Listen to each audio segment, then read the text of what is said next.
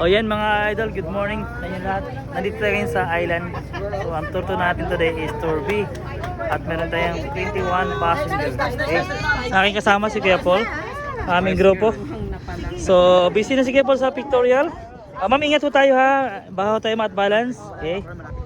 Okay, dandahan na po. Okay. Baka kasi yung boat natin biglang gumagalaw. Okay yan.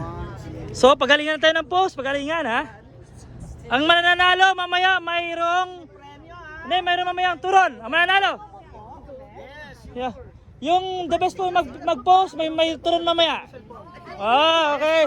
May turon tayo mamaya pag the best yung yung pinakamagaling mag-post. Hoy! Kung magaling, oy! Yung post mo mamaya yung yung kabataan mo pa. Yung signature post mo na kabataan mo pa.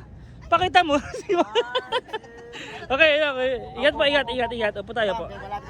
So, this is itong area na ito yung tinatawag nating Twin Lagoon. Approaching kami sa First Lagoon. Yes.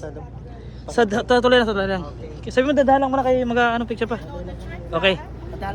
Okay, so slow down lang captain para makapicture lahat. Yan. So, meron tayong bisita rito. Wow, nice. At sa lagoon is, ang ating activity is kayaking at saka swimming.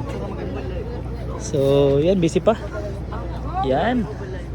Okay mga idol, magpipicture muna ako sa iba. This is may gilid-gilid doon sa likod. Babay muna sa inyo lahat.